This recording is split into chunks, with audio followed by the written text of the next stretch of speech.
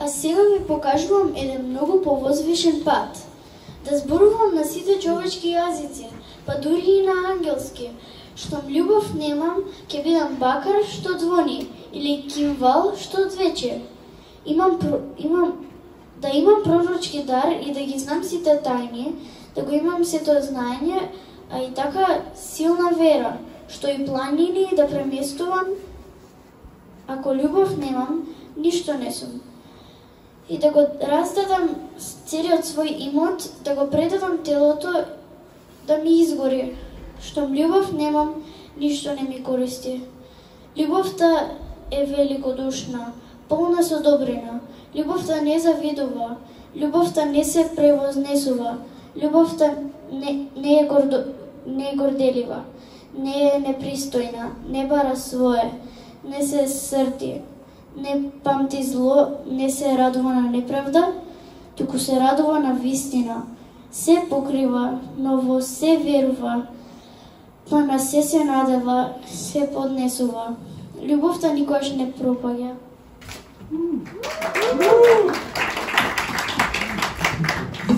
За денес ја замолив Дори да прочита еден текст. Децата може да одат слободно во собата. За децата. Фала Дори многу.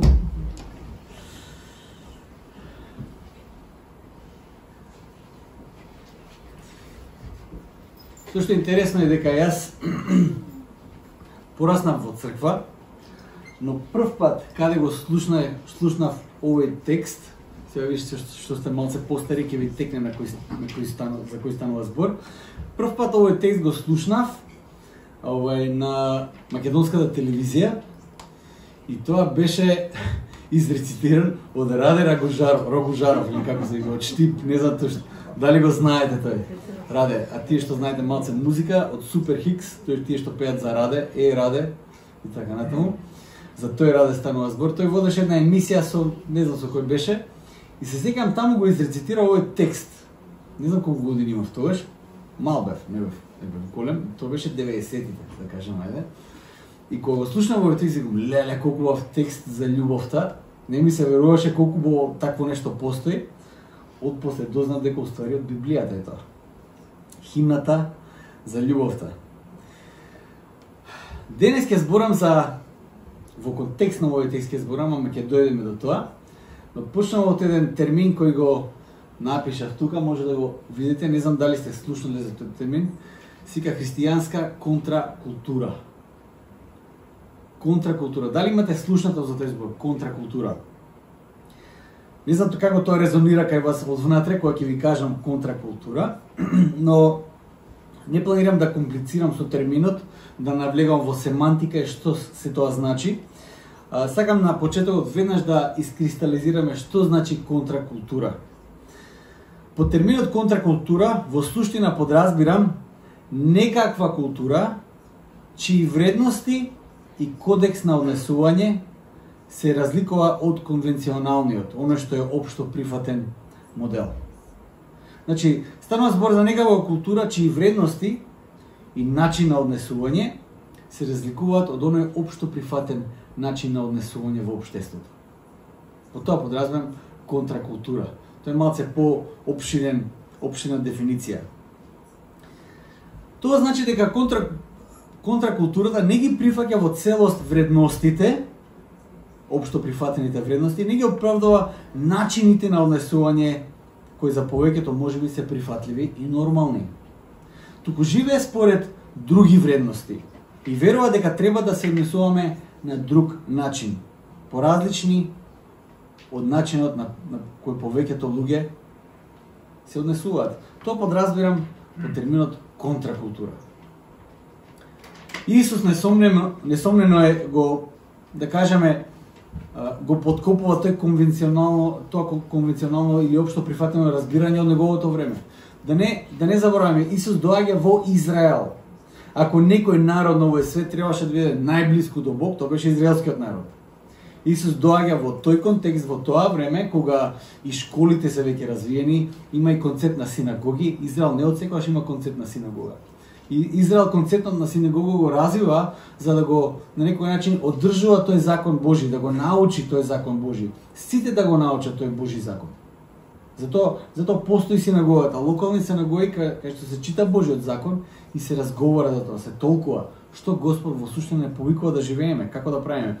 Исус доаѓа во еден таков контекст, во центарот на светот, каде што Божиот закон би требало да се знае, требало да се живее. Исус и неговото однесување се малце поразлични. Исус носи една контракултура во самата еврејска Божја култура, ако можам така да се изразам.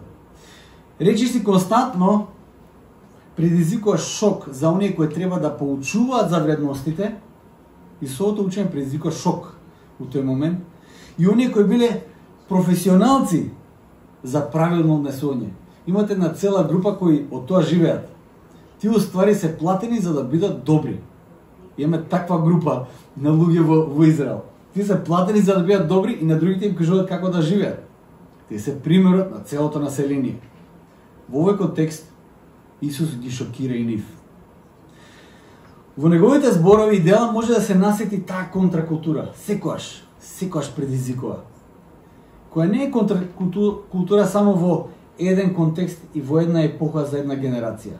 Христовите зборови резонираат низ историјата. Цело време.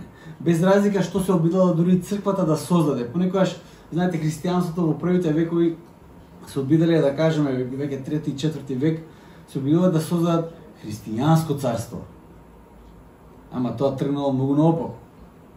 Секогаш кога човекот се обидува да каже еве сега тука ќе изградиме Божјата култура, одма се појаваат девијации, повторно Христовите зборови се контракултура, едноставно се спротивставуваат на секој човечки напор да создаде нешто совршено овде на оваа земја. Се додека другиот свет, обновениот свет, не се оствари во целост, Христовите зборови и заповеди остануваат контракултура во секој контекст и во секој време. Се до она конечна обнова, Христовите зборови секојаш и во секој контекст остануваат контракултура. Ќе направам некои од Христовите зборови кои се кажеме пред 2000 години. Може би ќе се каже па добро, за 2000 години црквата требаше веќе нешто да научи. Како да живее, например. Требаше да бидат тие зборови мејнстрим, требаше да бидат конвенционални до сега. Арно, ама не се. Проповедта на гората, имаме еден голем опус од проповедта на гората, знаете како почнува? Исус вика на тие што го познаваат Божиот закон, на тие што читале од Божиот закон, во проповедта на гората вели Исус, сте слушнале вака. Ама јас ви велам следно. Ако сте читале проповедта на гората, ќе знаете зашто зборам. Сте читале некаде вака, ама јас ви велам вака. Сте слушнале од постарите како треба, ама јас ви викам вака треба. Целата проповед е еден голем и јасен повик дека општо прифатениот систем на вредности и начини на однесување, колку и да мислиме дека е супер, во суштина не се доволни. И во никој случај не се оправдание пред Бог. Не може да станеш доволно добар за Бог да каже, па јас немам друга опција, освен да те спасам. Тоа е тоа. Готово. Ти толку многу добар стана, прилика немам опција, ме стави у джеб. Исус повикува нешто повеќе. Коренот на таквото гледиште и таквиот заклучок можеме да го најдеме во Христовите молитви за неговите следбеници кои Христос ги има, посебно последната молитва која е запишана во Јовановото Евангелие 17 глава, и во неговите разговори со други луѓе, и во неговите поучувања на своите апостоли. Една од тие, да кажеме, последни поуки кои Исус ги има за своите апостоли, тоест, да почнеме со молитвата. Последната молитва која Исус има за своите апостоли пред да биде фатен и распнат. Во 17 глава Јован, 16 стих, Исус се моли за своите апостоли и за оние кои ќе поверуваат на тие апостоли. Исус вели вака, 17:16 вели вака: Тие не се од светот, како што и јас не сум од светот. Кога Исус се моли за своите следбеници, вклучувајќи не и нас во таа категорија, Исус јасно става до знаење дека прифаќајќи го неговиот идентитет во него, ние на еден начин излегуваме од светот и начините на кои светот функционира. Знаете, кај нас во Македонија светот знаете како функционира? Честопати го слушам тоа. Си се снашал, бе, брат. Си се снашал, знаете што значи тоа? Си се снашал, може да значи си украл, врски си фатил, си излажал, тоа значи си се снашал. Тоа е тоа. И Христос вика, излегуваме од овој свет ние. Светот, вредносниот систем и начините на функционирање не се веќе наши. Секогаш Исус во својата молитва кажува дека ние физички секако сме во светот. Исус вели на својот татко, јас не те молам да ги земеш ти од светот, тие се во светот, но не се како светот. Тоа е многу важна дистинкција.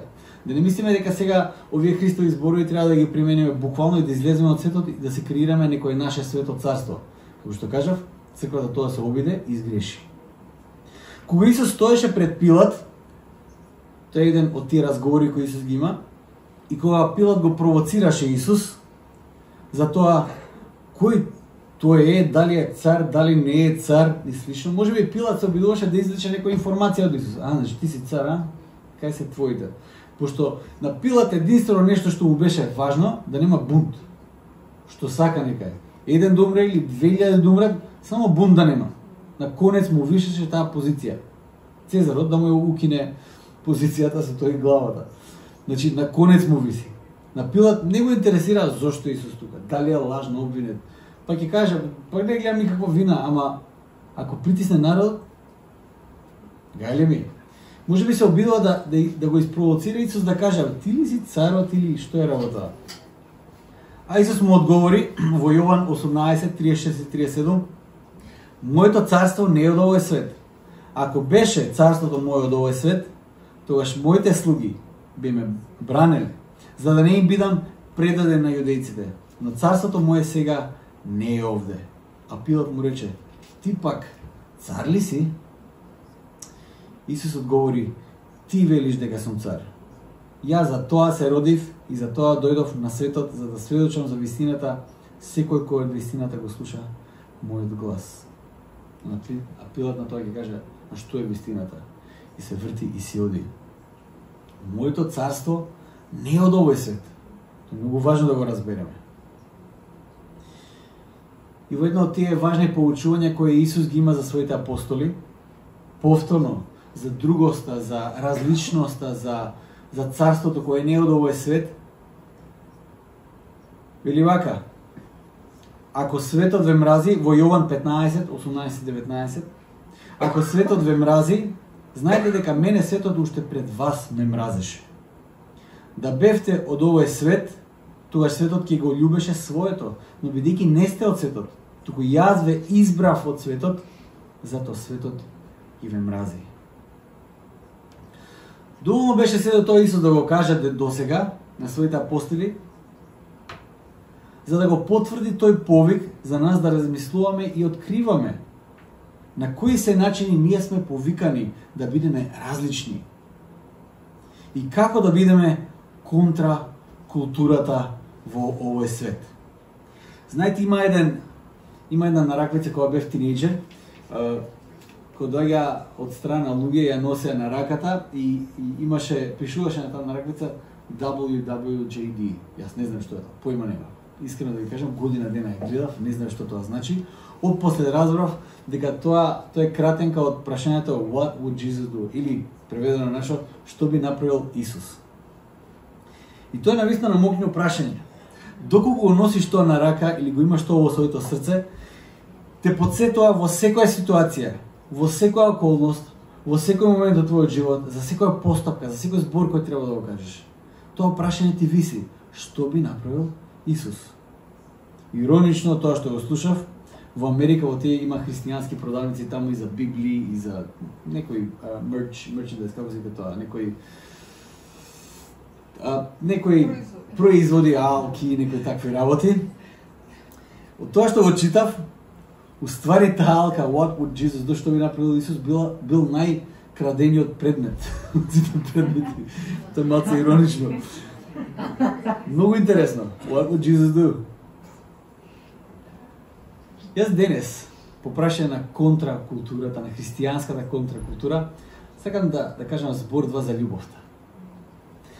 Колку е важна љубовта за нас? Нашата потрага секогаш треба да биде насочена кон тоа што значи љубовта во таа една христијанска контракултура. Што значи да живееме контра општо прифатената дефиниција за љубовта? Како денешната култура ја разбира љубовта? Што културата околу нас вели за љубовта? Може да има голема разлика од тоа, можеби во културата што го кажуваат, а како го живеат.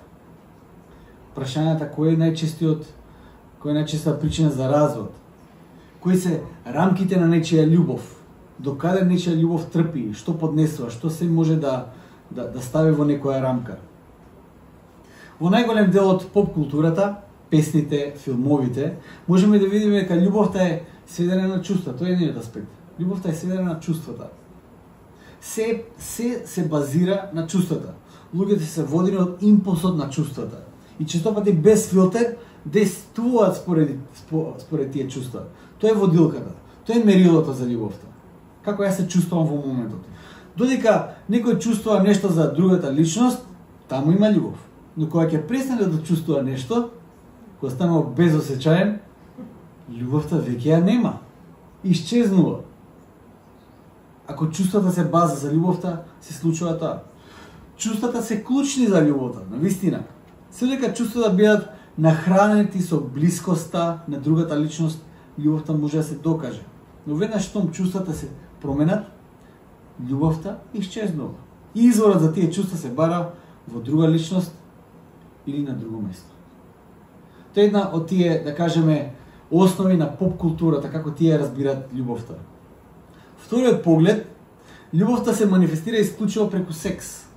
Љубов во суштина претпоставува еквивалент на тој збор.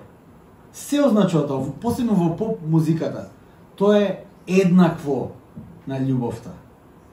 Во категорија може се стават и сите тие, да кажеме, LGBT движења, какви да бидат движења, во чија основа е сексуалноста и привлечноста. Ништо повеќе. Овде веќе љубовта нема никакви граници, ниту нека конкретна дефиниција. Тоест, дефиницијата за љубовта исклучиво се базира на привлечноста, од каква и природа таа да биде. Толку. Не ме интересира. Тоа е модерното разбирање за љубовта. Третиот поглед. Љубовта која ги задоволува исклучиво моите потреби. Знаете, има една мантра која денес не охрабруваат познатите личности, таа мантра е да се сакаш себе си. Сакај се себе си, тоа е важно. Ама ништо друго не е важно. Ако не се сакаш себе си, џабе е све. Само да се сакаш себе си. Безусловна љубов или пожртвована љубов не постои во тој светоглед. Тој што се сака само себе си, го трпи другиот околу него се додека тоа придонесува за неговата љубов за себе си. Ако тоа го попречи тој пат или тој мир кој го има со себе си го попречи, толку не ти е потребна другата личност. Постои само љубов за себе и ништо друго. Твоето е најважно, твоите потреби се најважни, твојот круг е најважен, твоето размислување е најважно, твојот поглед е најважен. Сакај се себе си, тоа е најважно. Знаете, има еден поп музичар кој се вика Джастин Бибер, не знам дали го знаете. Да, го знаете, вие што се помладите, го знаете Джастин Бибер. Тој беше во депресија пред неколку години. И се сеќавам дека, сега ги следам с тие поп вести, се извинувам. Тој беше во врска со сега таа што му е сопруга. И додека Джастин беше во депресија, а ти се уште беа дечко и девојка, неизин пријател на неговата девојка во тоа време, вика вака, ако она го сака Джастин, сега ќе го откачи, пошто он сега не е во состојба за да може да го сакаш. Нека му помине тоа, нека излезе од таа депресија, после нека се сакат. Ама сега, знаеш, она си го троши животот со Джастин. тој е сега во депресија. Треба да му раскине. Јако, нели? Јака дефиниција за љубовта. Отприлика таква дефиниција за љубовта ја добиваме во денешно време во поп културата. Тоа е претежно љубов за самиот себе си и за никој друг. Иако чувствата сексуално се важен дел од љубовта, сепак недостасува еден човечки елемент во таа равенка. Еден суштински човечки елемент кој Бог го има вградено во нас уште од самиот почеток. Тоа толку многу се занемарува таа човечка особина што доколку е присутна, според модерните критериуми, љубовта не е автентична. Ако тој човечки елемент е присутен во љубовта, во модерно време кажеш, тоа не е автентична љубов, тоа е. Не е тоа. Спонтаноста и експресивноста се високо вреднувани како автентични. Спонтанно. Тоа веднаш што ти дојде, тоа што ти на срце одма да го направиш. Тоа што with your guts, како да кажам, тоа што го чувствуваш во стомакот, така да се раководиш во животот.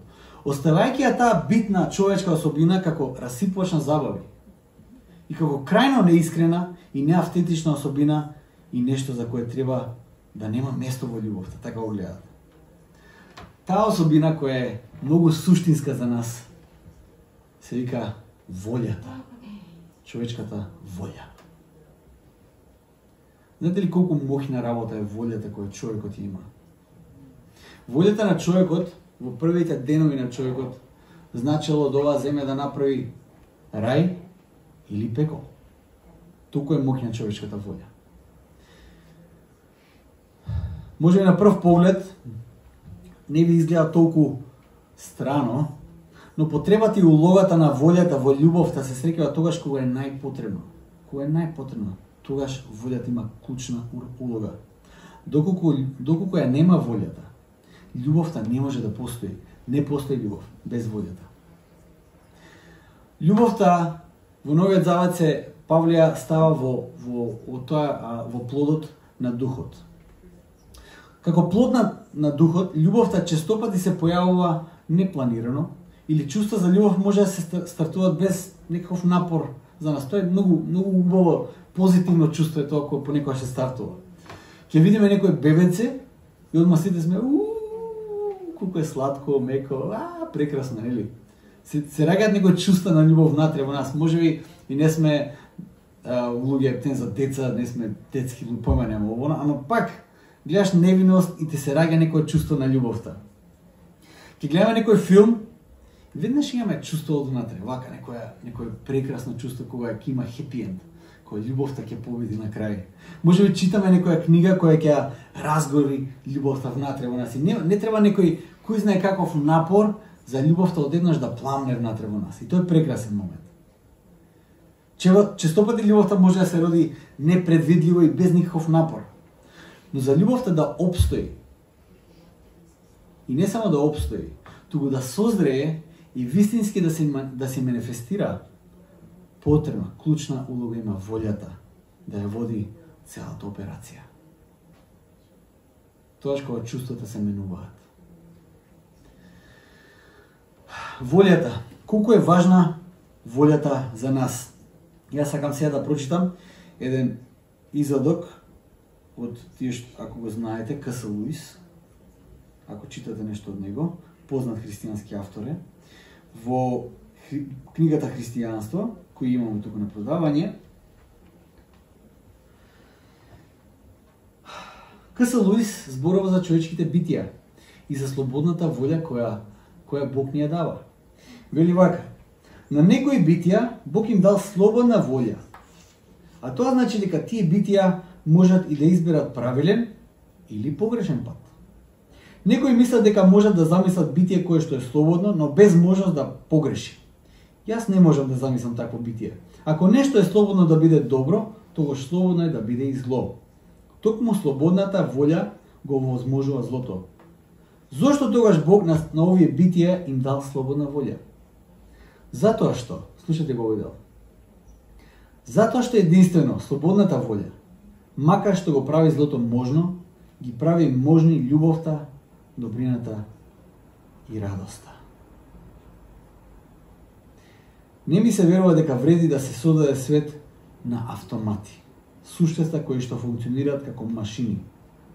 Среќата која што е Бог им ја предодредил на своите највисоки созданија, тоа сме ние, е среќа на нашето ослободено доброволно соединување со Него и едни со други во екстаза на љубов. На радост со кој не може да се спореди ни најстрасната љубов меѓу маж и жена. Затоа созданијата мора да се слободни. Со други зборови, ние мораме да имаме волја, слободна волја. Во оваа представа дрвото на познавањето на доброто и злото, кој во првиот момент Бог го става во градината, од Божја страна не е за наше уништување, туку за нас дрвото на познавањето на доброто и злото, знаете ли што е? Тој е најголемиот комплимент за нас. Најголемиот комплимент. Бог превзел неверојатен ризик. Го превзел тој ризик. Го става дрвото за познавањето на доброто и злото и му вели на човекот: имаш волја. Имаш волја. Одлучи. Тоа за нас е огромен комплимент. Тоа покажува природата на нашето битие. Дека ние сме создадени на вистина на Божи лик, на Божи образ. Ние го носиме тој образ. Дел од тој Божи образ, можеби нешто кое најмногу не прави Божи образ, е волјата. Кучето нема волја. Животните немаат волја. Човекот има волја. Ќе продолжам само уште еден мал дел. К.С. Луис во неговата брилјантност ќе каже: Бог се разбира, знаел што ќе се случи доколку луѓето ја користат својата слобода на погрешен начин. Очигледно сметал дека вреди да се ризикува. Може да не се согласиме со него, но тешко е човек да не се согласува со Бог. Тој е извор од кој доаѓа сета наша способност за расудување. Не може ние да сме во право, а тој да греши, како што ни реката не може да се искачи на повисока висина од својот извор. Кога спориме со него, спориме со сила која што ни овозможува самата способност да спориме. Со други зборови, ние сечеме гранката на која стоиме. Ако Бог смета дека состојбата на војна во Вселената е цена што вреди да се плати заради слободната волја, и затоа создал свет во кој Божите созданија можат свесно да избираат меѓу доброто и злото, а не свет на марионети кои се придржува само тој кој ќе ги повлече конците, тогаш и ние можеме да сметаме дека вреди да се плати таа цена. Само во свет, заставен на слободен избор меѓу доброто и злото, може да се случи нешто суштинско. Оние вредности кои ние најмногу ги вреднуваме, љубовта, правдата, сите тие зависат од нашата волја, да кажам слободна волја. Бог превзел голем ризик, но смета дека вреди заради волјата, која е причина за да постои било што суштинско, а воедно и љубовта. Волјата во љубовта е многу важна и тоа Исус го потврдил со неговото учење. Една од тие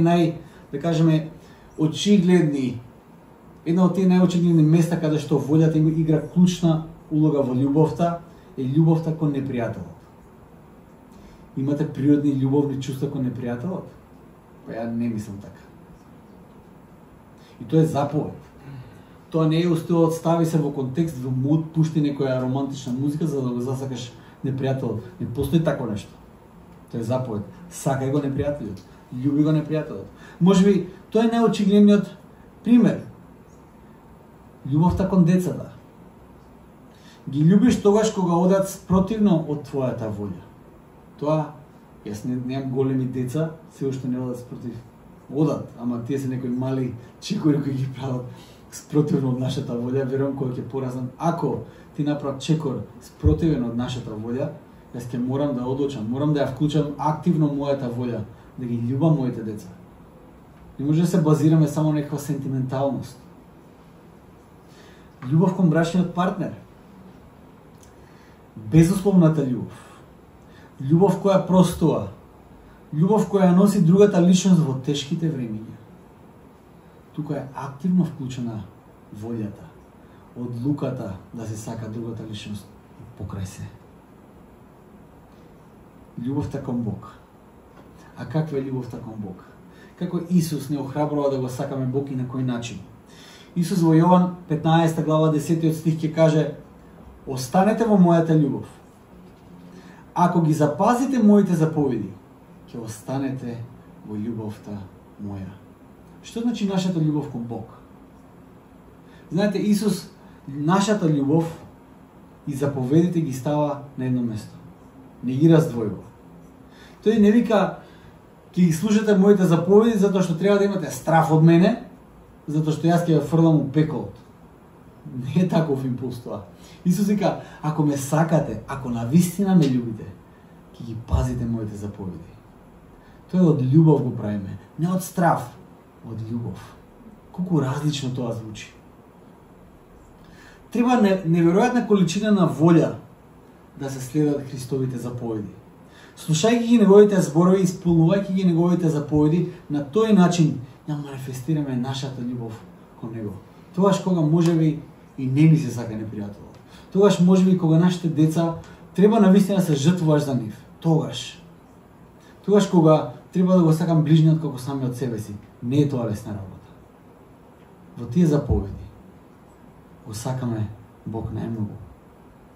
Можеби имаме некаква слика за Бог дека е само љубов и дека се прославува и дека се поминува. Секи ни прегледа низ прсти.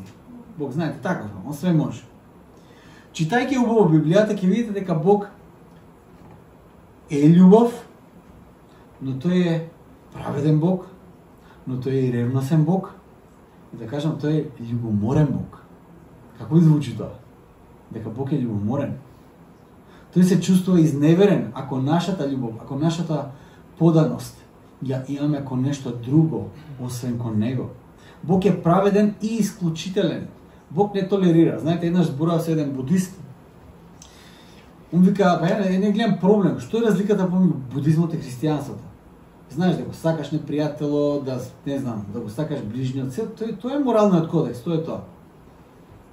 И искрено да кажам, се мачев 2 сати да видам кој е наистина, освен моралниот кодекс, кој е некоја суштинска разлика. Видам, чекај малце. Ви го прифаќате Исус како Бог, така? Да. И повикам, Исус не прифаќа друг Бог освен Он. Исус е исклучителен. Он не трпи друго нешто освен Него. Тоа е голема разлика. Во некои други контексти све ми бое лепо стое. Во христијанството Исус вели или јас или никој. Толку.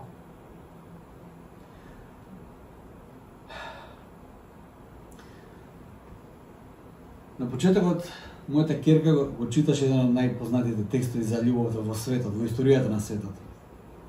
Во 1 Коринтијаните 12 глава, последниот стих до 13 глава, 8 стих. Нема да го читаме повторно, но ја само ќе дадам едно важно сознание тука.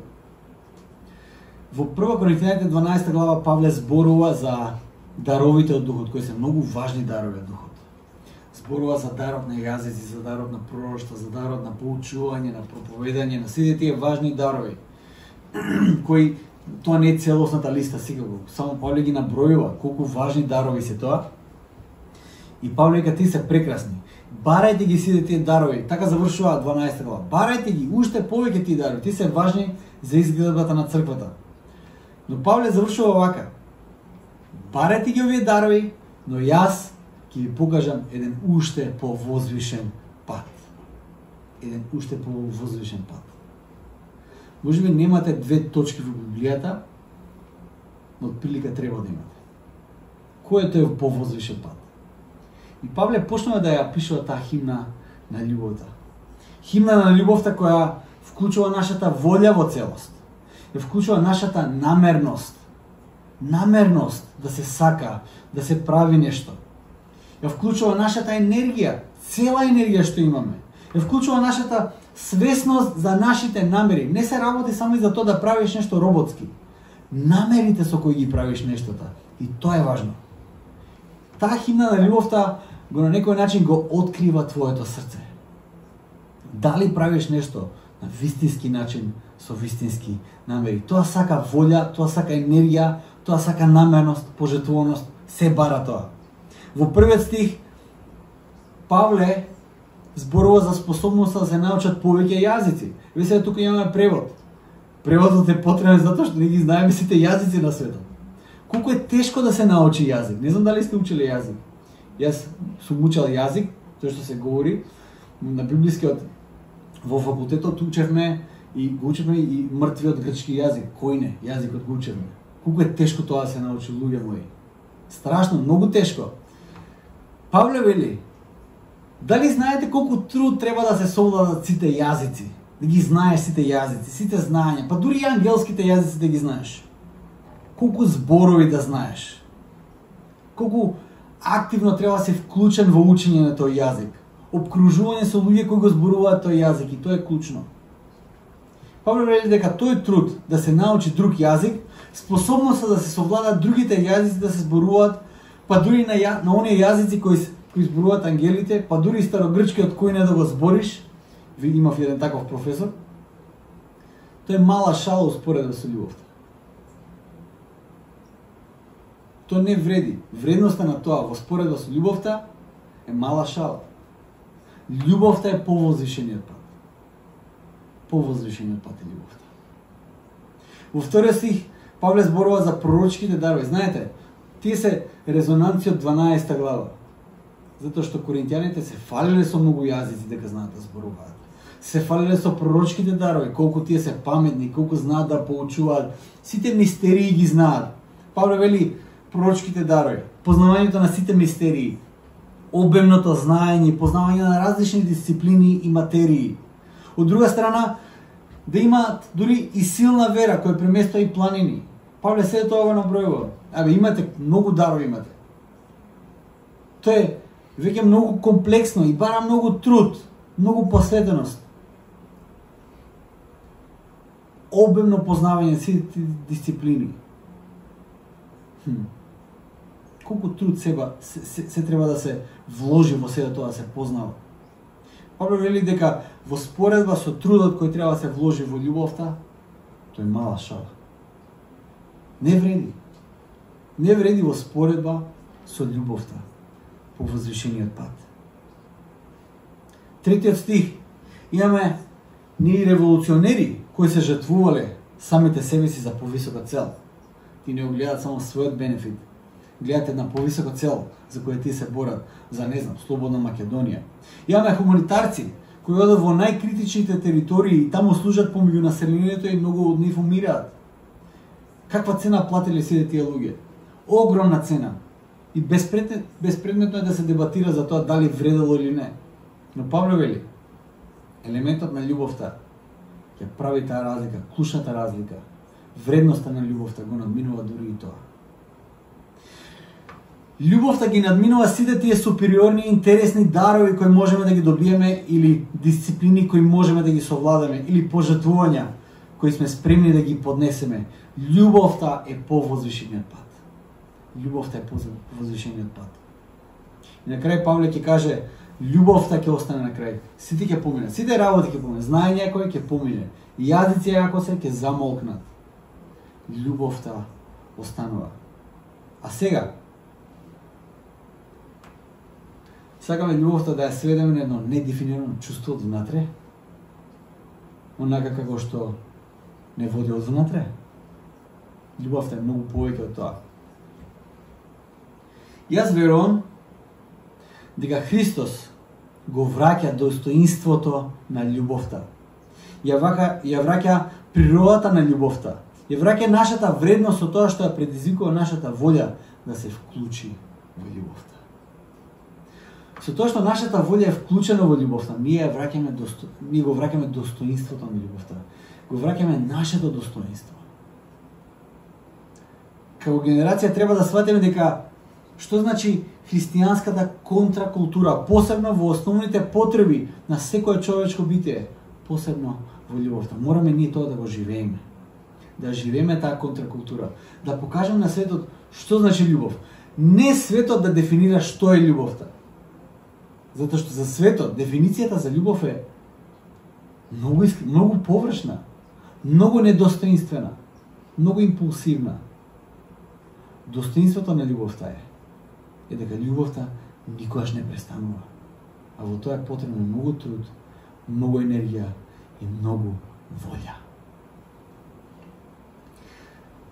Дали нашата љубов, сакам да се преиспитаме малце, дали нашата љубов се базира на нестабилните и лажливи чувства. Дали во тоа се базира нашата љубов? Тука е нашата дефиниција за љубовта, во чувствата. Дали тука е коренот, дали по тоа се води нашата љубов? Дали нашата љубов зависи од околностите? Знаете, сакам затоа што тие околности су таков е. Корона нема кај да оди, што е тоа? Затоа има љубов. Дали нашата љубов е ословена од некои наши критериуми, знаете? Ги знаеме нашите критериуми, нашите потреби, нашата дефиниција за љубов и сикаме се дека тоа е задоволено кај мене, има љубов. Ако моментот кога тоа не се задоволува, нема љубов. Дали нашата љубов е љубов чии особини се од општо прифатената култура или е плод на новиот живот и е евидентен знак на христијанската контракултура.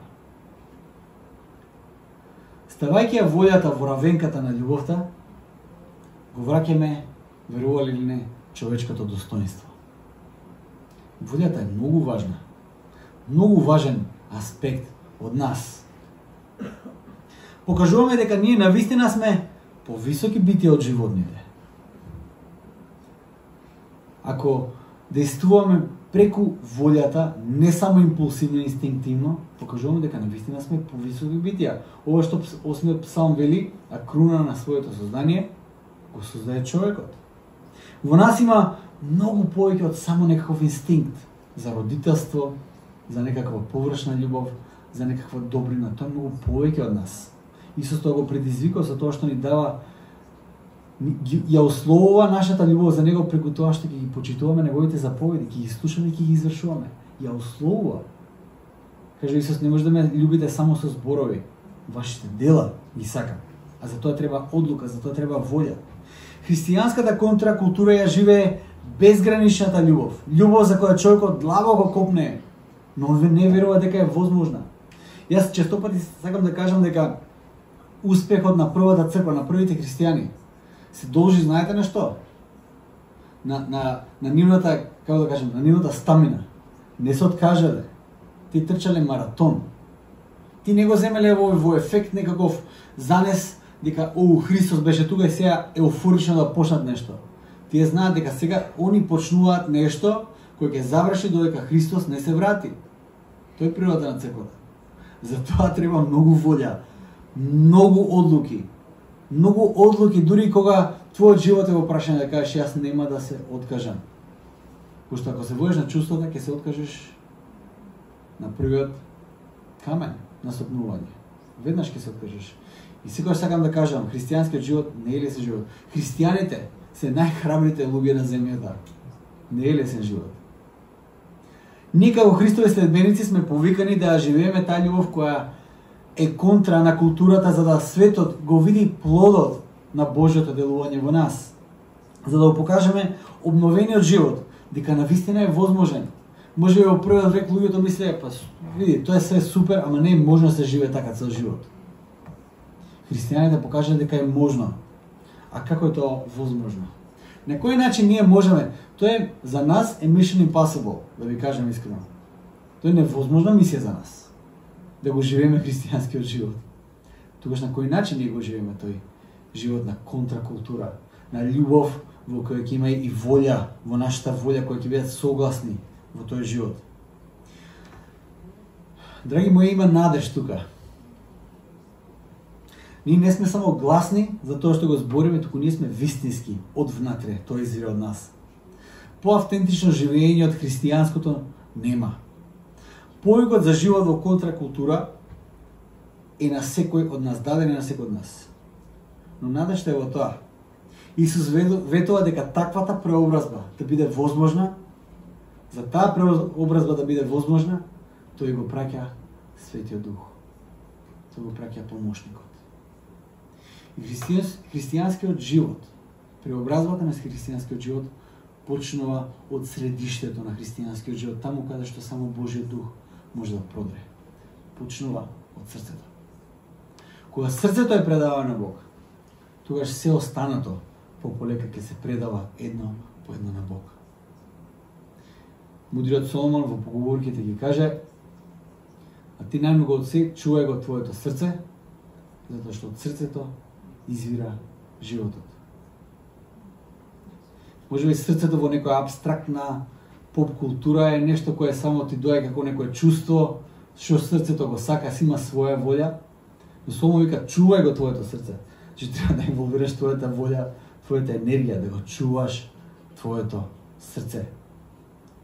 И за крај да го предадеш на Бог, бидејќи тој може да го обнови и да те обнови тебе во целост од внатре на надвор. Така Господ не обновува. Според тоа, секој од нас е повикан во таа контракултура да живее, да го наговестува Божјото владење во оваа земја. Знаете, за Божјото царство има еден термин кој се употребува на англиски е already but not yet. Царството Божие е веќе тука, но не е во целост. Ние сме црквата која кажува на светот, Царството Божие веќе е тука, а тоа најмногу и најубаво го правиме преку трансформацијата на нашиот живот. Светот да види дека тој живот во полнота не е недостижен. На тофате. Ја вклучуваш твојата волја во љубовта која имаш за Бог и за ближниот. И не се откажуваш. А Господ попат го праќа Светиот Дух да биде наш помошник. Ќе се помолиме за крај.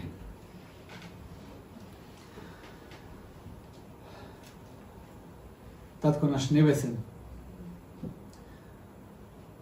ти не повикуваш ништо повеќе, ништо помалку од тоа да го дадеме целиот живот на тебе. Господ, ти кога ги повикаш твоите апостоли, ти ги повикаш да се отфрлат самите себе си, да го отфрлат своето јас, да го земат крстот и да врват по тебе. Боже мој, тоа е нашиот повик. Тоа е можеби контра на било која поп култура која не обкружува, на било која дефиниција која е општо прифатена. Господи, но тоа е дефиниција во која ти не повикуваш да живееме. Господи, да не забораваме дека Твоето царство не е од овој свет.